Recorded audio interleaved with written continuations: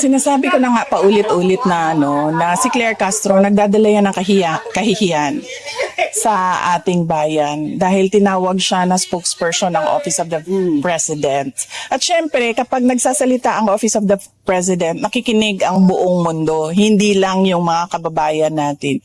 At syempre, kapag ganun yung nagsasalita at ganun yung sinasabi ng nagsasalita, ay nagdadala siya ng kahihiyan sa bayan natin. Kaya dapat hindi na siya pinapakinggan at pinapansin. Sabi po niya ay nakakaya tayo sa internationally, mas nakakahiya po yata ito.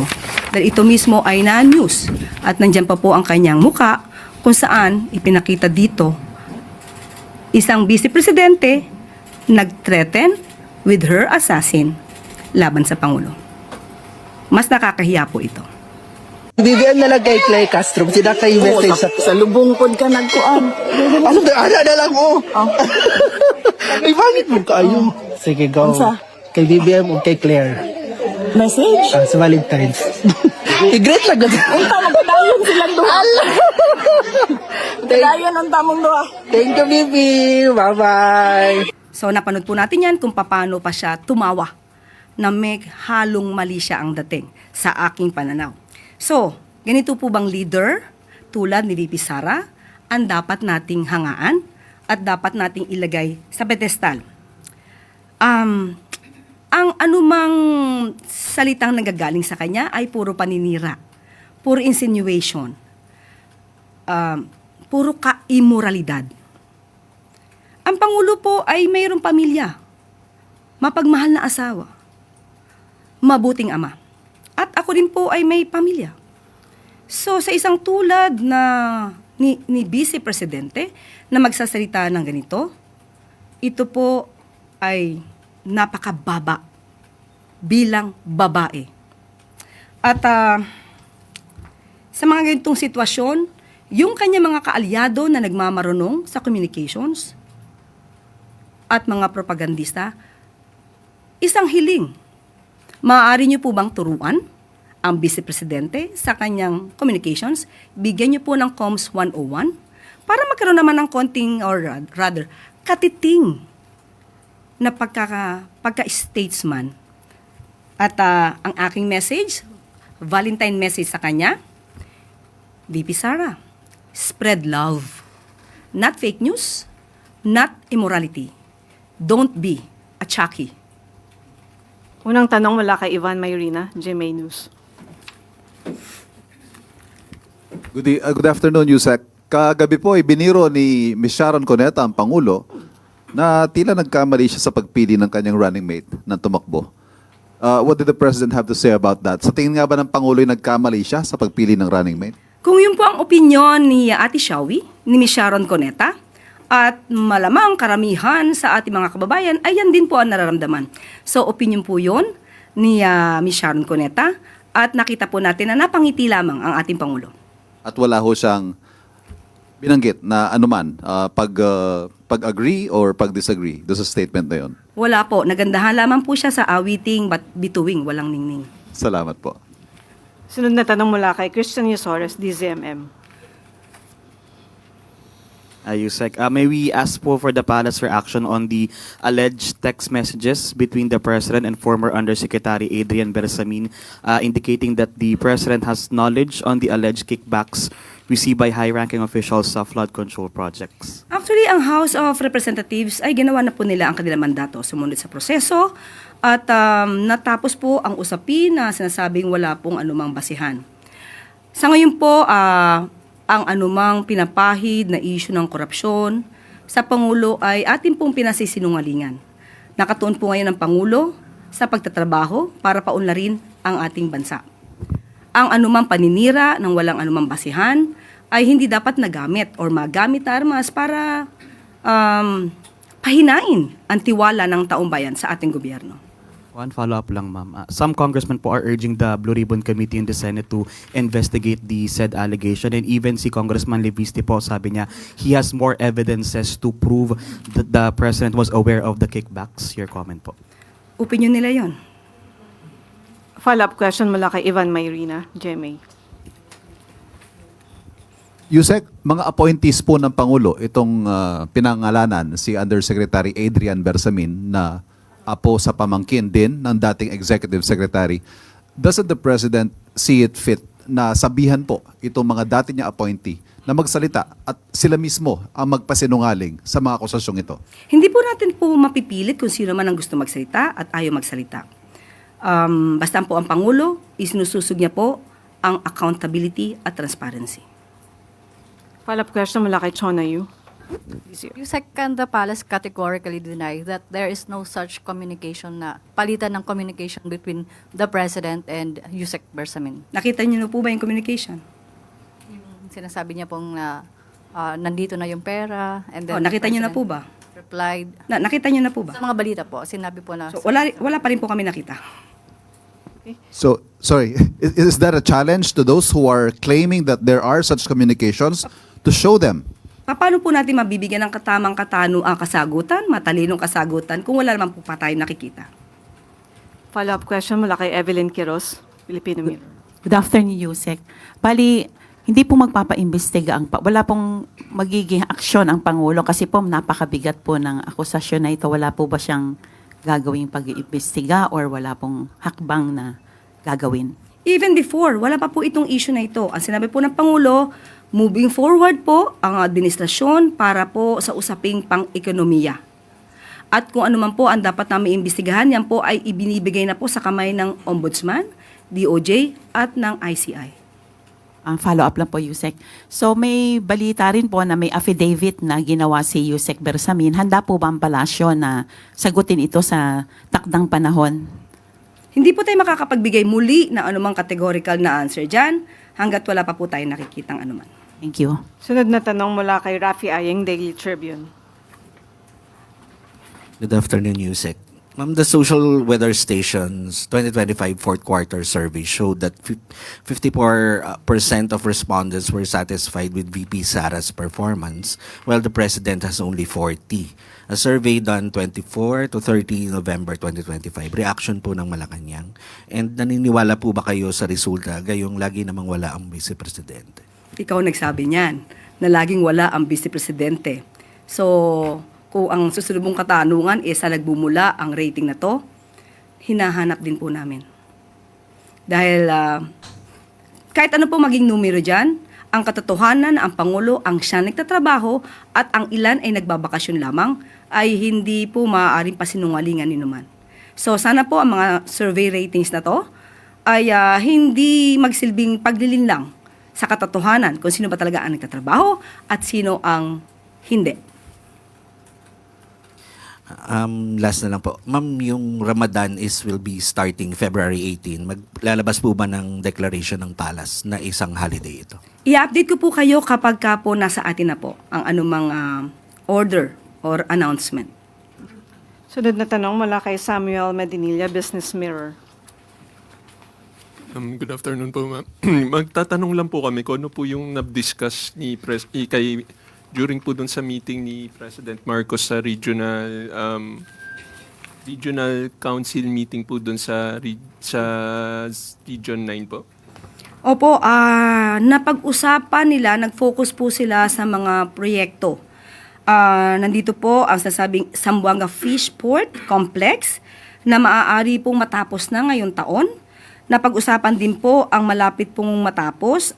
In 2 years, matatapos po ang Sindangan Bayog Lakewood Road, Improving Growth Corridors in Mindanao Road Sector Project, Daang Maharlika Improvement, Western Nautical Highway Network Improvement, and coastal roads along Rock Dive-In, Crystal, Azul Mar, Love, Pangpang, and Sola Beaches. At ang nais po ng Pangulo at inutos po niya, lalong-lalo na po sa DepEd na i-prioritize po ang mga education and skills training, pati po ang pagtapos ng mga proyekto na siyang magpapaangat sa buhay ng Pilipino, makakapag-improve sa education at magkaroon po ng modernisadong agri-fisheries development projects. Follow-up lang po, ma'am. Doon po sa mga projects na yun, wala pong binigay si President Marcos na gusto niyang matapos before mag-SONA siya sa July po. Ang nais po na Malamang po itong hindi po natin na malalaman kung ito matatapos before the SONA. Pero yung pong binanggit ko po kanina na Zamboanga Fishport Complex ay matatapos po ngayong taon. Thank you po. Thank you. Sunod na tanong mula kay Ann Soberano, Bombo Radyo. Yusek, good afternoon po. Yusek, kahapon nagsimula na po yung public consultation ng Kamara sa panukalang Anti-Political Dynasty Bill. Ano po yung reaksyon ng Malacanang? May rekomendasyon po ba ang palasyo para maging inclusive po ang public consultation? Nung nabanggit po ito mismo ni Senator Riza Hontiveros sa LEDAC at nalaman po niya na nagko-conduct na po ng consultation, public consultation, ay natuwa po ang Pangulo dahil ang nais po ng Pangulo ay maisabatas po ang nasabing bill, Anti-Political Dynasty Bill, dahil yan din po ang nais ng ating mga kababayan. Ma'am, follow up. Sakali pong hingin na maging urgent bill, sisertipikahan po ba ito ng Pangulo? Kapag ka po naibigay na po yung version ng dalawang kongreso, para po malaman kung dapat po ba itong i-certify as urgent, depende po yan sa provision, makakaasa po kayo dyan. Salamat, ma'am. Sunod na tanong mula kay Julie Baiza, 1PH. Hi, Yusek. Good afternoon po. Si Vice President Sara Duterte naniniwala daw po na may mga nagawang impeachable offense ang Pangulo. Una raw po yung pagpirma sa budget na alam daw ng Pangulo na galing sa bill na may mga blank pages at meron daw pong insertions. May sagot po ba ang palasyo? Unahin niya na po muna yung mga kaso niya bago niya tignan ang kaso ng iba. Sinabi din po niya, Yusek, na impeachable offense din daw po yung pag hindi ng isang opisyal kapag natatanong ng competency at kapag may nagsasabi daw na gumagamit siya ng illegal na droga. Unahin niya po yung sarili niya. At siguro mas maganda itanong niya yan sa kanyang ama. Sunod na tanong mula kay Tristan Nadalo, Newswatch Plus. Good afternoon, Yusek. Same po galing po sa naging interview ni Vice President Sara Duterte. She recently expressed concerns about the state of our country. Ang sabi niya po when she was asked about her plans for 2028, hindi niya direktong masagot yon because meron pa daw bang Pilipinas na pag-uusapan sa taong 2028. Lubog tayo sa basura, sa korupsyon, lubog tayo, walang maipagmamalaking big development at baka magising na lang daw po isang araw na walang maayos na gobyerno at magulong bayan. Ano po ang pananaw ng palasyo dito sa ganitong klaseng assessment from the Vice President? Unang-una, masasabi natin ang Vice Presidente ay bulag. Di niya nakikita kung anong ginagawa ng Pangulo. Kanina lamang po ay kababanggit natin kung anong magandang proyekto ng Pangulo patungkol sa ating transportasyon, patungkol sa ating edukasyon. Nananatili siyang bulag dahil malamang ay hindi niya pinanonood or ayaw niyang panoorin kung ano nagaganap na katotohanan sa mga ginagawa ng Pangulo at ng administrasyon ngayon. Nakakalungkot lamang dahil yan ay galawang Duterte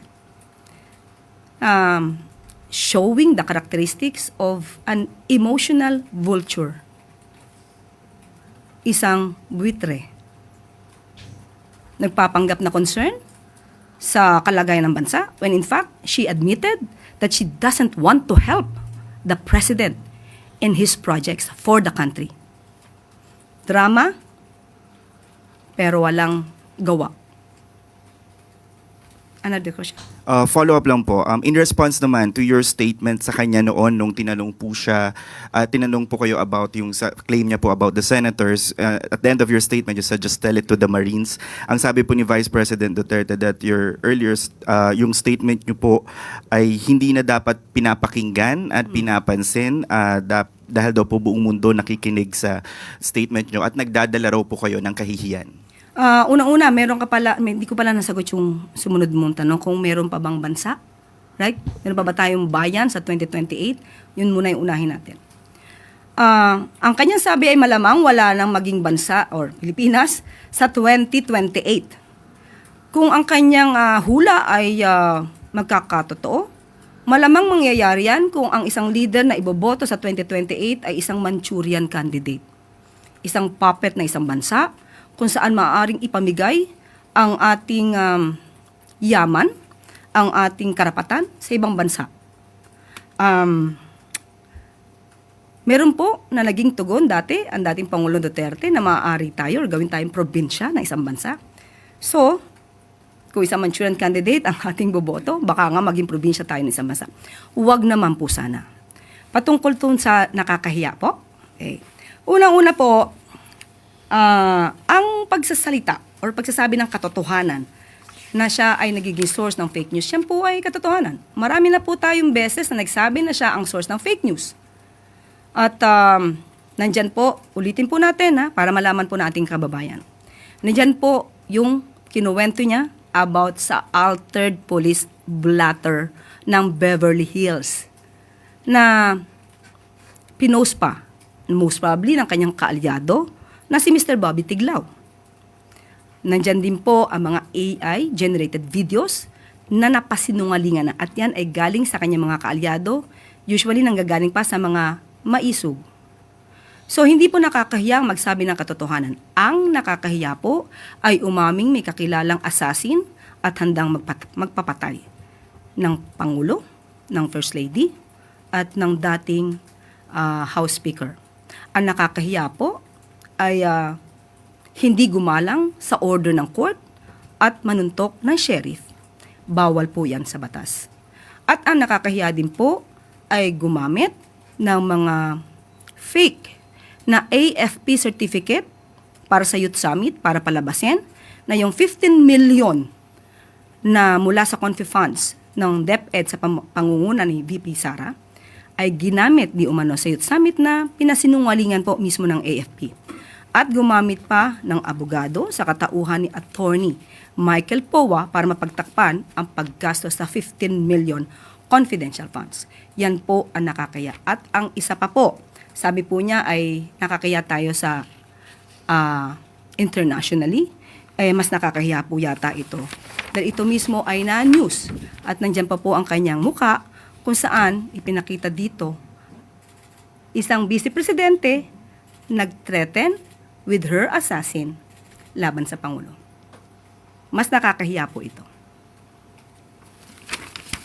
At muli, kung ganito lang po rin lang ang ating magiging leader, mag-isip-isip po tayo. Follow-up question mula kay Mads Moratillo, Net25. Hi, ma'am. Regarding din po dun sa sinabi ni VP Sara sa isang interview, ang sabi niya ay kung magkakaroon pa raw ba ng eleksyon sa 2028 kasi kaduda-duda daw po yung galawan ng administrasyon ngayon, mag-iisip ka, bababa pa ba ito? Hindi, may mangyayari bang eleksyon o wala na? Thank you po. Yan pa, yung mga ganyang klaseng pananalita, manggagaling mismo sa Vice Presidente, alam naman niya po kung ano ang sinasabi ng batas. Abogado siya. Sana ginagamit naman po niya ang kanyang pananaw, hindi lamang sa paninira, hindi lamang sa paggawa ng intriga. Well, anyway, batid natin na ang sarili niyang ama mismo ay magaling gumawa ng intriga. Baka ganun po ang naging pananaw niya rin sa buhay. Sunod na tanong mula kay Luisa Cabato, Inquirer.net. Good afternoon po, Yusek. Tinawag po ni Senator Padilla ang mga kabataan na weak sa isang Senate hearing nitong Miyerkules. He also compared them sa mga kabataan noon na hindi daw iyakin at hindi rin daw uso yung salitang depression noon. And isa sa mga factor dito ay yung paggamit daw po ng social media. Ano po yung komento ng Palas tungkol dito sa statement niyo? Alam mo, ang opinion po ay hindi naman po natin dapat pang bigyan ng anumang tugon. Malamang lamang po ay mayroon lang gustong iresolba ang senador sa mga issues ngayon. Pero in general, hindi po naman dapat nating sabihin na ang ating mga kabataan ay mahina. Dahil ang kabataan ang siyang pag-asa ng bayan. Dapat manatili sa puso natin, sa isip natin, itong aral ni Dr. Jose Rizal na ang kabataan ang siyang pag-asa ng bayan. Kaya nga ang Pangulo, pinagbubuti ang mga programa para sa edukasyon, pangkalusugan, lalong-lalo na sa mga kabataan. Kung meron pong gustong iresolba si Senator Robin Padilla, siguro tignan na lamang po natin kung ano ba talaga yung nais niya para sa kabataan. But what are the implications of such statement coming from a senator to those who are already struggling from depression since it was mentioned sa hearing po? Mahirap pong manghusga kung ano ang magiging implikasyon nito. Siguro tignan na lamang po natin kung ano ba talaga ang nasa isipan at puso ng butihing Senator Robin Padilla. Huling tanong mula kay Alvin Baltasar, Radyo Pilipinas. Yusek, good afternoon po. Yusek, hindi ko alam kung napanood niyo po yung bahagi nung sinabi ni VP Sara na nagbigay siya ng mensahe patungkol sa Valentine's Day sa inyong dalawa ni Pangulong Marcos. At ang bahagi po ng message niya, magkatuluyan daw sana kayo ng Pangulo. Reaksyon po ninyo at meron po ba kayong Valentine message din sa kanya? Napanood ko po yan. Dahil sa isang TV network ay tinranslate yung kanya sinabi sa lingwahe na Tagalog. So napanood po natin yan kung paano pa siya tumawa na may halong mali siya ang dating sa aking pananaw. So, ganito po bang leader tulad ni VP Sara ang dapat nating hangaan at dapat nating ilagay sa pedestal? Ang anumang salitang nagagaling sa kanya ay puro paninira, puro insinuation, puro ka-immoralidad. Ang Pangulo po ay mayroong pamilya, mapagmahal na asawa, mabuting ama. At ako din po ay may pamilya. So sa isang tulad na ni Vice Presidente na magsasalita ng ganito, ito po ay napakababa bilang babae. At sa mga ganitong sitwasyon, yung kanya mga kaalyado na nagmamarunong sa communications at mga propagandista, isang hiling. Maaari niyo po bang turuan ang Vice Presidente sa kanyang communications? Bigyan niyo po ng Comms 101 para magkaroon naman ng konting, or rather, katiting na pagka-statesman. At ang aking message, Valentine message sa kanya, VP Sara, spread love. Not fake news, not immorality. Don't be a Chucky.